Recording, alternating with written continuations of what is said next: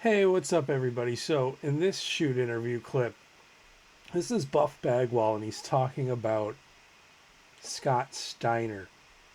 And he alludes to Scott Steiner having a little jealousy over Buff Bagwell's body because after his injury, Buff had to buff up. What happened with me and Scotty were I had the neck injury, so I got real big again, and then he got shredded. So when I got shredded, I don't care who you are, two human beings. Here comes the friction. The boys are stirring it up, Right. who's got the better abs this week, and who's more tan, and to be able to stand beside Scott Steiner, the biggest freak in the business, it's pretty hard to do, and I was able to do that, and I feel like I brought a lot of charisma out of Scotty, but he really don't think that, and that's fine. That's just something that I think. Scotty's a killer. He's good.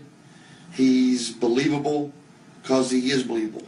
He's real, man. And he should have been the world heavyweight champion a long time before he was. Ever have any tension between you guys with outshining each other, or Yeah. That's what's actually the end of us is what happened. We go out to an interview, and he'd do the whole interview, and I wouldn't talk. And I said, Scotty, man, let me talk a little bit.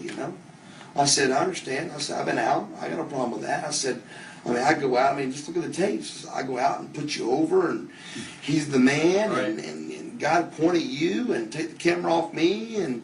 But then the more I got in shape, the more frustrated I got, the more I wanted the camera, and that's where it started kind of happening. So we had to talk about it, and he said he wanted to stay together, and then the next interview we did, he kept the mic the whole time again. And I said, you know what, Scotty? I said, I don't need you. I said, and you don't need me. I said, it's that simple. I said, do you think? Okay. I don't need you. You don't need me. Yeah. I don't know if it was. Scott Steiner had an amazing body. I think that Buff might be a little. I don't know. Might be just a little speculation on his part. I also think that a lot of times in WCW, guys were just not really given much instructions.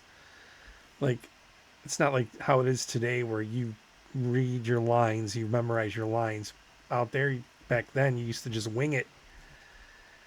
And we've seen Scott Steiner promos online where he just likes to go on and go off on stuff and Steiner math. And I think it was probably more of that than him being jealous of Buff. But I could be wrong. Let